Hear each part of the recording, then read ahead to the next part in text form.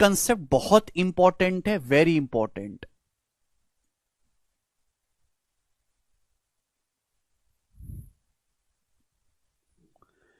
और मैं आपको बड़े प्यार से समझाऊंगा मेरे दोस्तों, ध्यान से सुनिएगा प्यारे भाई, बहुत बहुत प्यार से सुनिएगा। सुनो बच्चों, देखो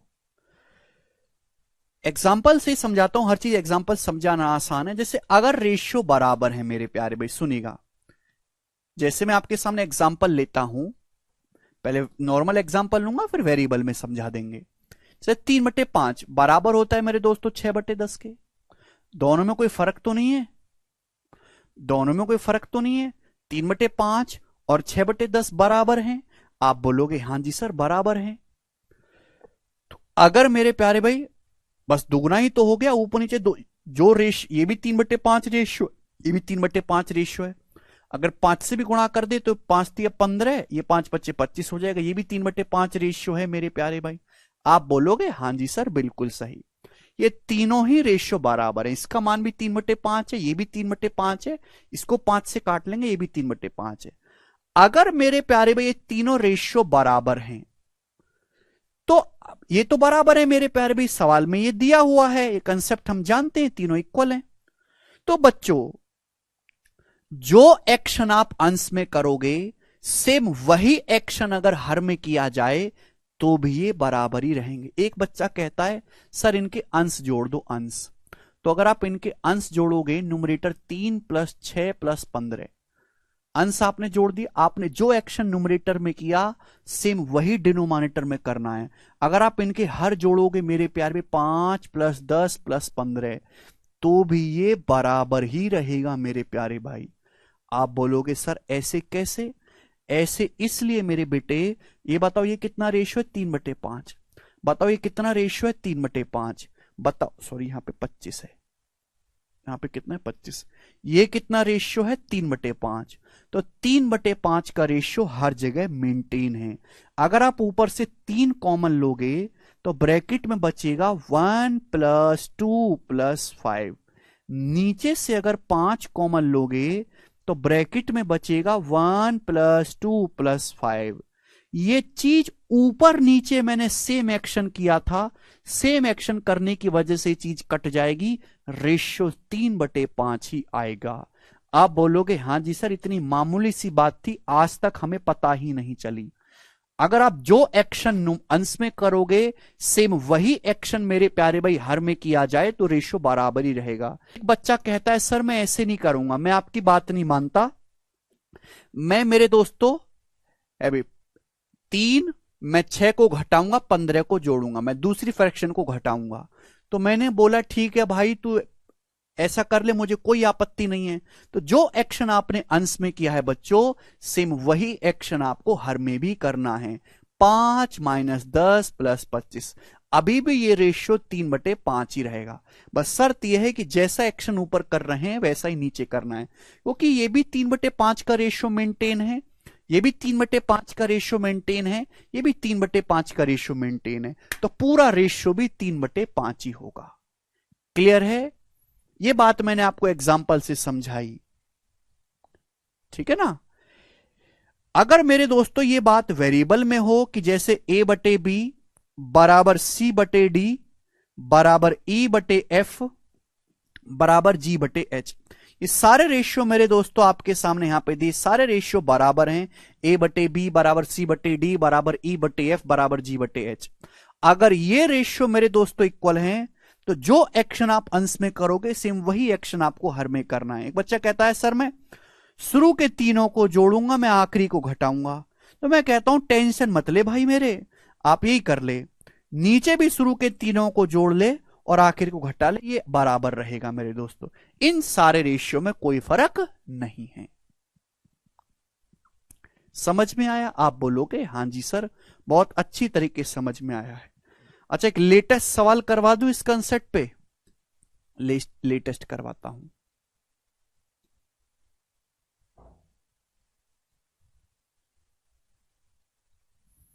चलो, यदि, सुनना मेरी बात को, यदि A/B बराबर C/D बराबर ई बटे एफ बराबर 2/3 है। तो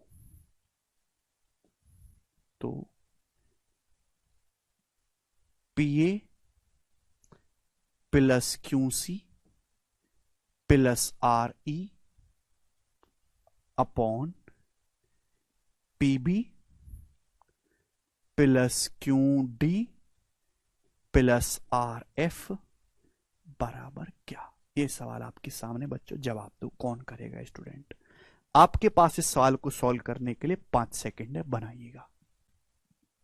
क्या आएगा? सवाल में दे रखा है इसका मान भी 2/3 है, इसका मान भी 2/3 है, इसका मान भी 2/3 है, बराबर 2/3 है। आपसे पूछा है ये, ध्यान से देखो, अगर मैं ए से बी ए देखूं, ये कितना है बच्चों? 2/3 है।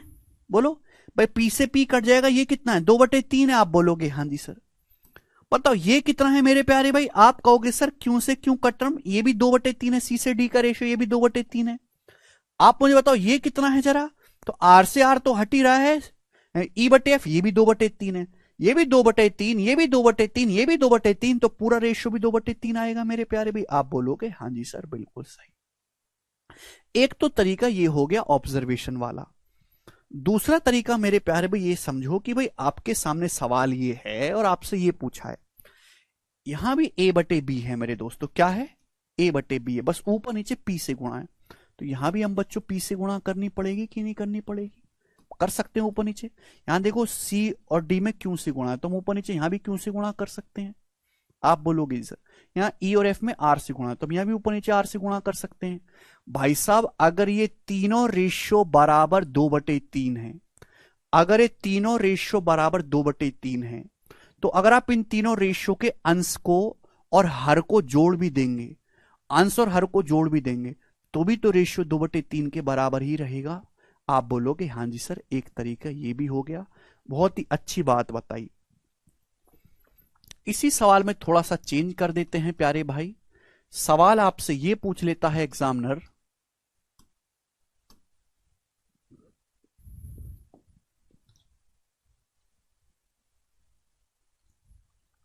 ये बताइएगा बच्चों,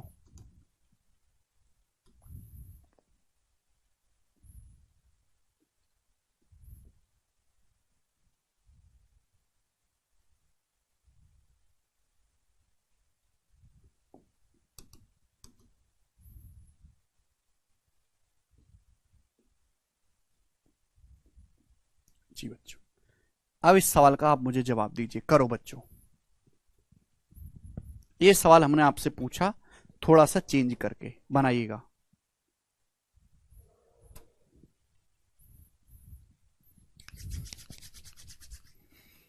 यदि a बटे बी बराबर सी बटे डी बराबर ई बटे एफ बराबर 5/4 है, तो आपसे पूछा है P A square plus Q C square minus E square upon P B square plus Q D square minus F square की वैल्यू क्या होगी? जवाब दीजिएगा, बनाओ। आप कहोगे सर ये तो गड़बड़ है, यहां तो देखो आपको पी क्यू आर पे ध्यान नहीं देना, आपको ध्यान देना है ए बी सी पे। ए बी है ना, ये ए सी यहां पे स्क्वायर हो रहा है, तो यहां पे स्क्वायर कर सकते हैं। अगर मैं इसका स्क्वायर कर दूंगा मेरे प्यारे भाई, तो कोई दिक्कत है क्या? आप बोलोगे सर 1 पैसे की दिक्कत नहीं। कितना? ये भी 5/4 का स्क्वायर हो जाएगा, 25/16। अगर आप ध्यान से सुनेंगे मेरे प्यारे भाई, no need to worry here, ये रेशियो कितना है? 25/16 है। ये भी रेशियो कितना है? ये भी 25/16 है। क्यों से क्यों कट जाएगा? ये माइनस माइनस ऊपर नीचे दोनों ही है। ये रेशियो भी 25/16 है, तो इसका आंसर भी 25/16 ही होगा। केवल स्क्वायर ही किया गया है और यहां पर कुछ भी नया नहीं किया गया, तो इसका आंसर 25/16, बस स्क्वायर ही तो हो गया। ये मैंने आपको एग्जाम्पल समझाया, लेटेस्ट है ये सब। आगे इसी पे बेस्ड मैं आपसे सवाल पूछूंगा, कुछ नया नहीं पूछूंगा आप लोगों से। ये बताइएगा बच्चों, इस सवाल का क्या आंसर है? बनाओ, बोलो।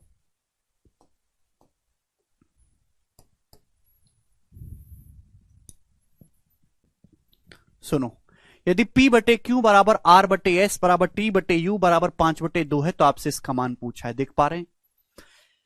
पी क्यू आर पे ध्यान देगा, यहाँ पे क्यूब हो रहा है मेरे दोस्तों, रेशियो ही तो है, बटे मतलब रेशियो ही तो है। यहाँ ए से गुणा है, यहाँ भी ए से गुणा है, यहाँ माइनस बी से गुणा है, यहाँ भी माइनस बी से गुणा है, टी क्यूब में सी से गुणा है, यहाँ भी सी से गुणा है। तो घबराने की बात क्या है, पी क्यूब से क्यू क्यूब, आर क्यूब से एस क्यूब, टी क्यूब से यू क्यूब, रेशियो तो बराबर ही होगा ना, 5/2 का क्यूब। तो 5/2 का क्यूब मतलब 5/2 ढाई होता है, ढाई का क्यूब आएगा 15.625। 5/2 मतलब 2.5, 2.5 का क्यूब 15.625 इस सवाल का आंसर है।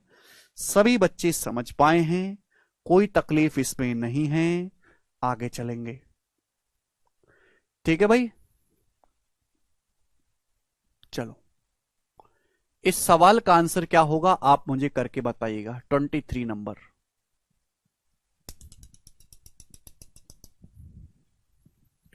यदि ए रेशियो बी बराबर सी रेशियो डी है तो कौन सा रेशियो ए रेशियो सी के बराबर है। बहुत ही बेहतरीन सवाल है मेरे दोस्तों, ये सवाल का सोर्स है CGL 2022 pre, one of the best सवाल प्री का। बोला है यदि ए रेशियो बी, ए बटे बी बराबर सी बटे डी है, तो आपसे पूछा है ए रेशियो सी क्या होगा। अब मेरे प्यारे भी बात समझने वाली ये है कि अगर आप सी को यहां ले आओगे तो ए बटे सी क्या आ जाएगा, बी बाई डी। ए बटे सी तो मेरे दोस्तों बी बटे डी आ जाएगा, ये आ जाएगा ना, सी को इधर ले आए बी ऊपर पहुंचेगा। तो ए बटे सी का रेशियो है बी बटे डी, वो तो मुझे कहीं दिख ही नहीं रहा, बी बटे डी तो कहीं दिख ही नहीं रहा। अब बच्चे समझेंगे सवाल गलत है, जबकि सवाल गलत है नहीं भाई, ये दोनों रेशियो आपस में बराबर हैं, बराबर हैं। आपसे पूछा है ए रेशियो सी, अगर ये दोनों रेशियो बराबर हैं तो थोड़ा लॉजिकली सोचो, प्लस दिख रहा है ना बीच में, अगर मैं इन दोनों रेशियो को जोड़ दूंगा तो भी तो बराबर ही रहेगा ना, A plus B upon C plus D तो भी तो बराबर ही रहेगा, अंश अंश जोड़ देंगे, हर हर जोड़ देंगे, यानी कि ए बटे सी किसके बराबर हो जाएगा, A plus B ratio C plus D के बराबर, डी ऑप्शन। समझ में आया। आप बोलोगे हाँ जी सर समझ में, देखो प्री में कितना अच्छा सवाल पूछा गया था। ये जो सवाल है सीडीएस के पेपर का पूछा हुआ है, मैं तब से इसको लगातार करवा रहा हूं, वो वन ऑफ द बेस्ट सवाल है। बोला है यदि ए बटे बी प्लस सी, और देखो इस सवाल को 99% लोग गलत करेंगे कंसेप्ट जानने के बाद भी, यदि ए बटे बी प्लस सी बराबर बी बटे सी प्लस ए बराबर सी बटे ए प्लस बी है, यदि ए बटे बी प्लस सी बराबर बी बटे सी प्लस ए बराबर सी बटे ए प्लस बी है, तो आपसे पूछा है कौन सा कथन सत्य है। ईच फ्रैक्शन का मान एक या माइनस एक है, each fraction equal to half और one, each fraction equal to half और minus one, each fraction equal to 1/2 only. 99% बच्चे सवाल का आंसर डी ऑप्शन बताएंगे, जो कि है नहीं। पता है कैसे, सुनो मेरे प्यारे भाई, देखो ध्यान से आप अगर मेरी बात को सुने बच्चों, अगर ये तीनों फ्रैक्शन, ये तीनों रेशियो बराबर हैं, तो भाई इन तीनों के अगर मैं अंश में अंश जोड़ दूंगा, हर में हर जोड़ दूंगा, तो भी बराबर ही रहेंगे। भाई ये तीनों फ्रैक्शन आपस में बराबर है, तो किसके बराबर है, अंश में अंश जोड़ देते हैं, ए प्लस बी प्लस सी। आप बोलोगे जी सर बिल्कुल सही।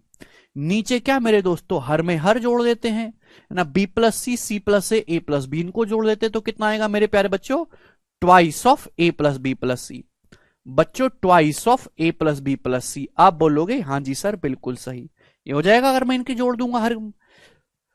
कुछ बच्चे ए प्लस बी प्लस सी से ए प्लस बी प्लस सी काट देंगे और आंसर बताएंगे 1/2 ओनली। बेटा यहां पे ना दो केस बन गए, सवाल में ये तो बोला नहीं गया कि ए प्लस बी प्लस सी क्या है भाई, बस ये बोल दिया कि ए बी सी कुछ है। यहां पे दो केस बनते हैं मेरे दोस्तों, दो केस, और दोनों के हिसाब से अलग अलग आंसर होगा मेरे प्यारे भाई बच्चों। यदि ए प्लस बी प्लस सी का मान 0 नहीं है, यदि ए प्लस बी प्लस सी का मान 0 नहीं है मेरे प्यारे में, नॉट इक्वल टू 0, मतलब ए प्लस बी प्लस सी की वैल्यू ऐसी है कि 0 के अलावा अगर ए प्लस बी प्लस सी कुछ भी हुआ, 1 2 -1 वॉट एवर इट इज, तो ए प्लस बी प्लस सी से ए plus B plus C cut जाएगा। तो इस सवाल का आंसर होगा बच्चों 1/2।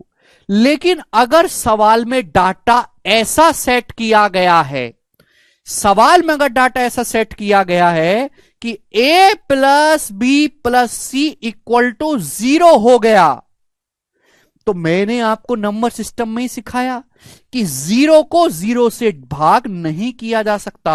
0/0 नाम की गणित में कोई चीज नहीं होती, वो अनडिफाइंड होता है। अगर a प्लस बी प्लस सी का मान ऐसा हो गया मेरे प्यारे भाई कि a plus B plus C बराबर 0 हो गया, देखो अगर a plus B plus C not equal to 0 है तो ऊपर नीचे से a plus B plus C cut जाएगा। इस सवाल का आंसर हो गया 1/2। लेकिन अगर सवाल में a plus B plus C बराबर 0 हो गया तो ऊपर 0 नीचे 0, 0 से 0 तो भाग हो नहीं सकता, तो ये 0/0 तो होगा नहीं। तो इस सवाल का आंसर क्या रहेगा मेरे प्यारे भाई, ध्यान से समझिएगा मेरे प्यारे भाई। अगर a plus B plus C बराबर 0 हो गया तो यहां से b प्लस सी का मान कितना आएगा, b प्लस सी का मान आ जाएगा माइनस का a। ये b प्लस सी की जगह माइनस a रखेंगे, a को जरा माइनस a से भाग करेंगे -1 होगा। c प्लस ए की वैल्यू कितनी आएगी, माइनस का b को माइनस b से भाग देंगे, ये -1 आएगा। a प्लस बी की वैल्यू कितनी आएगी, माइनस का c को माइनस सी से भाग देंगे, ये भी -1 आएगा। यानी कि अगर a plus B plus C बराबर 0 हो गया तो ईच फ्रैक्शन की जो वैल्यू होगी वो -1 होगी मेरे प्यारे भाई। तो यानी कि इस सवाल के दो आंसर है, या तो ईच फ्रैक्शन 1/2 है या फिर ईच फ्रैक्शन का मान -1 के बराबर है। यानी कि सवाल का जो आंसर है वो डी ऑप्शन नहीं है, सी ऑप्शन है। समझ में आ गया? क्या आप लोगों को ये बात समझ में आ गई? तो ठीक है, तो यहां पे ना थोड़ा सा अलजेब्रा का कंसेप्ट इस्तेमाल हो रहा है, अलजेब्रा का। आपके बात समझ में नहीं आई है तो आगे बढ़ जाओ, इसके पीछे मत पड़ो भाई। अगर ये तीनों फ्रैक्शन बराबर है तो मैंने इन तीनों को ऐड किया। अगर a प्लस बी प्लस सी 0 के बराबर नहीं है तो ऊपर नीचे से a plus B plus C cut जाएगा, तब इस सवाल का आंसर आएगा आधा। लेकिन अगर सवाल में डाटा ऐसा सेट हो गया कि a plus B plus C equal to 0 है तो 0/0 तो गणित में भाग नहीं होता, तब ईच फ्रैक्शन को अगर गौर से देखेंगे तो हर फ्रैक्शन -1 -1 -1 बन रही है। तो इसकी वैल्यू या तो 1/2 होगी या -1 होगी। दो केस बन सकते हैं, हमको हर एक केस को चेक करना है। ठीक है भाई, अगर a प्लस बी प्लस सी 0 हो गया तो b प्लस सी का मान कितना आएगा, -a।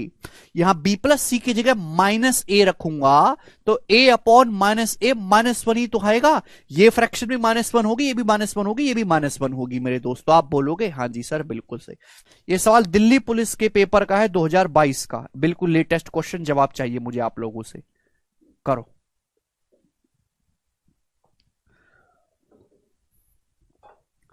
फाइंड ए का मान ज्ञात करिए। भी बहुत खतरनाक सवाल है, आपसे पूछा ए का मान क्या होगा यदि x plus Y plus Z is not equal to 0। X plus Y plus Z 0 के बराबर नहीं है। x upon 3x plus Y plus Z बराबर y upon x plus 3y plus Z बराबर z upon x plus Y plus 3z बराबर 2a है। तो आपसे पूछा है a का मान क्या होगा। देखो मेरे प्यारे बच्चों, ये ना मेरे प्यारे भाई बहुत ही ट्रिकी सवाल है। देखो ये फ्रैक्शन बराबर ये फ्रैक्शन बराबर ये फ्रैक्शन, ये तीनों फ्रैक्शन बराबर है।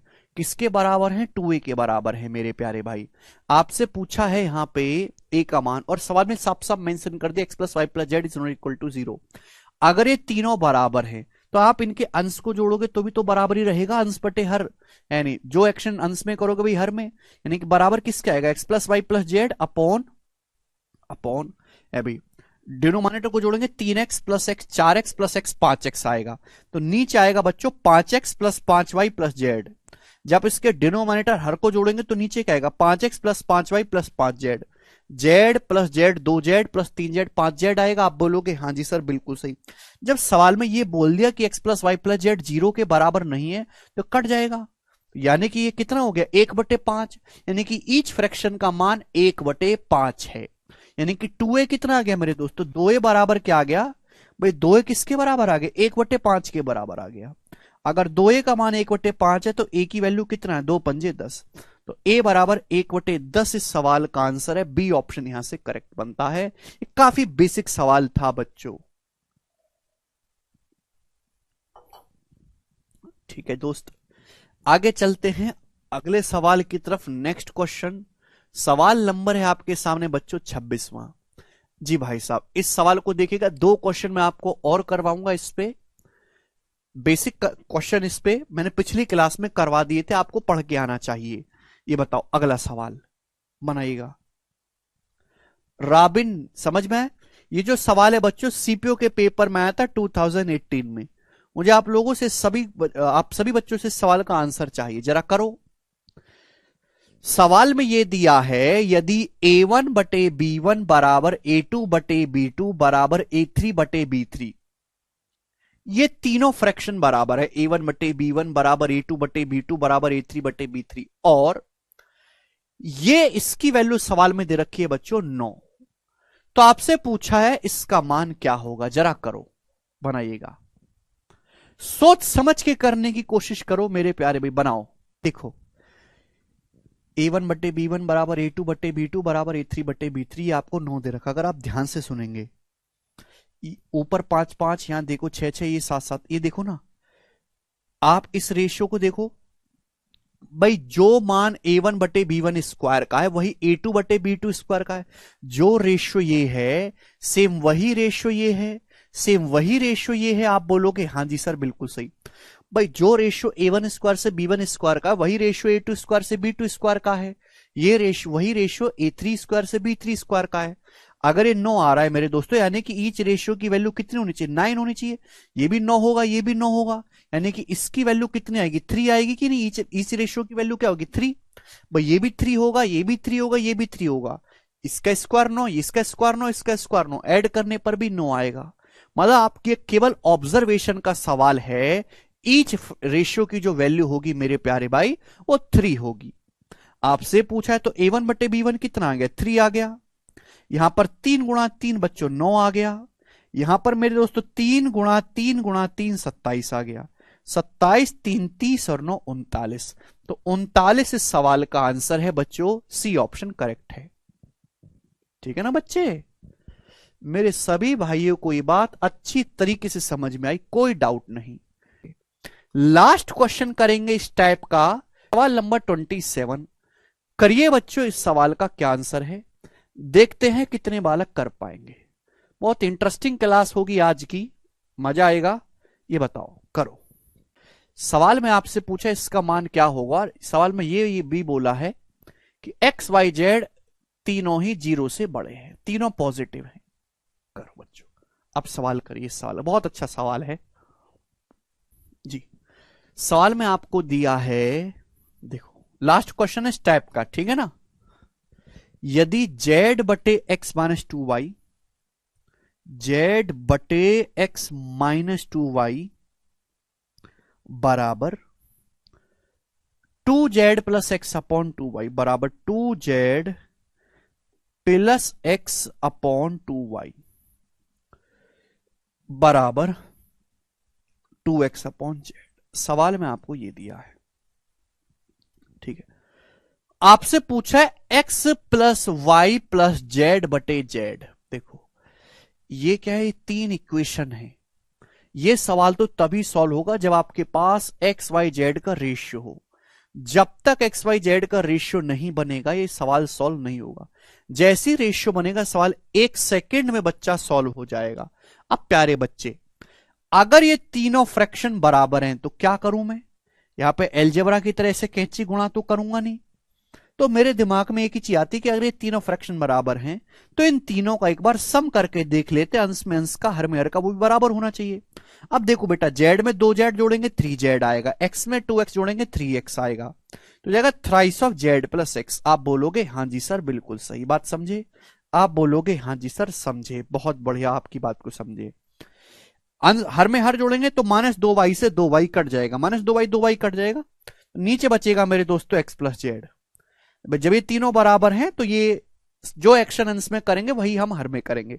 Z 2z 3z x plus 2x 3x हो गया, नीचे -2y कट जाएगा, x प्लस जेड बचेगा। आप बोलोगे जी सर, तो यहां से मेरे दोस्तों जेड प्लस एक्स से जेड प्लस एक्स कट गया कि x और z दोनों ही 0 से पॉजिटिव बड़े हैं, तो ये z plus x positive number होगा, कट जाएगा। यानी कि हमने पता लगा लिया कि यहां पे ईच फ्रैक्शन की जो वैल्यू है बच्चों, इसका मान भी 3 है, इसका मान भी 3 है और इसका मान भी 3 है। हर एक फ्रैक्शन की जो वैल्यू है वो 3 है। आप बोलोगे हां जी सर बिल्कुल सही बात समझ में आ गई, कोई प्रॉब्लम नहीं। तो रेशियो का कंसेप्ट यहां पे लगा। अब ये आगे सवाल अलजेब्रा का है। भाई देखो मुझे क्या चाहिए, मुझे एक्स वाई जेड का रेशियो चाहिए। अगर मैं केवल इन दोनों को पकड़ूं यहां से इबाद के रेशियो से, तो मुझे एक्स और जेड का रेशियो इजीली मिल जाएगा। भाई यहां से एक्स बटे जेड कितना आएगा, एक्स बटे जेड, तो आप कहोगे सर एक्स बटे जेड आएगा 2, उधर चला जाएगा 3/2। तो एक्स से जेड का रेशियो 3/2 है। यानी कि अगर एक्स का मान 3 है तो जेड का मान 2 है। अगर बेटा यहां से तो दिक्कत होगी, यहां से इजीली निकलेगा। एक्स बटे जेड कितना आएगा, 2 को उधर ले आते 3/2, तो एक्स से जेड का रेशियो 3/2 आ गया मेरे प्यारे भाई। आप बोलोगे हाँ जी सर बिल्कुल सही। अब मुझे निकालना है बेटा y का मान। y का मान आप कहीं से भी निकाल सकते हो, चाहे y का मान आप यहां से निकाल लो, y यहां भी है, चाहे यहां से निकाल लो। भाई यहां पे हर फ्रैक्शन के लिए 3 इसका मान भी 3, इसका मान भी 3, इसका मान भी 3 है। मुझे तो यहां से आसान लग रहा है मेरे दोस्तों, यहां से मैं यहां से निकाल लेता हूं मेरे दोस्तों। मतलब किसके बराबर है बच्चों, 3 के बराबर है। आप बोलोगे आंसर ये 3 के बराबर है। मैं ये चीज कहना चाहता हूं कि अगर x का मान 3 है, z का मान 2 है, तो y का मान क्या होगा, निकल जाएगा ना इजीली। भाई x का मान 3 है, z का मान 2 है, तो y का मान नहीं निकाल सकते, z की जगह 2 रखो, 2 दूनी 4, y का मान 3, x का मान 3 है। आप बोलोगे हाँ सर बटे 2y बराबर 3। तो y का जो मान आएगा मेरे दोस्तों यहां से 4 3 7 7/6 आएगा। तो y की जो वैल्यू है 7/6 आ गई। यानी कि अगर x का मान 3 है, z का मान 2 है, तो y का मान 7/6 आएगा। जब मुझे x और z का रेशियो पता चल गया, मुझे y का रेशियो निकालना है। तो जहां y आता है मेरे प्यारे भाई उसको आप लिख लीजिए, x की जगह 3, z की जगह 2, y की वैल्यू निकल गई 7/6। तो ये एक्स वाई जेड का रेशियो आगा। आप अच्छा आप इसको थोड़ा और सिंप्लीफाई करके लिख सकते हो। पूरे रेशियो को 6 से गुणा कर देंगे तो 6 × 18, रेशियो 7, रेशियो 12। ये एक्स वाई जेड का रेशियो आगे। आप बोलोगे जी सर बिल्कुल सही बात, एकदम करेक्ट है। आपसे ये पूछा है X plus Y plus Z बटे जेड, रेशियो देख रेशियो पूछा है, निकल जाएगा। 18 7 25, 25 + 12 37, जेड की वैल्यू कितनी है 12, तो 37/12 इस सवाल का आंसर है। ऑप्शन नंबर यहां से बी करेक्ट है, 37/12। बहुत ही अच्छा सवाल था।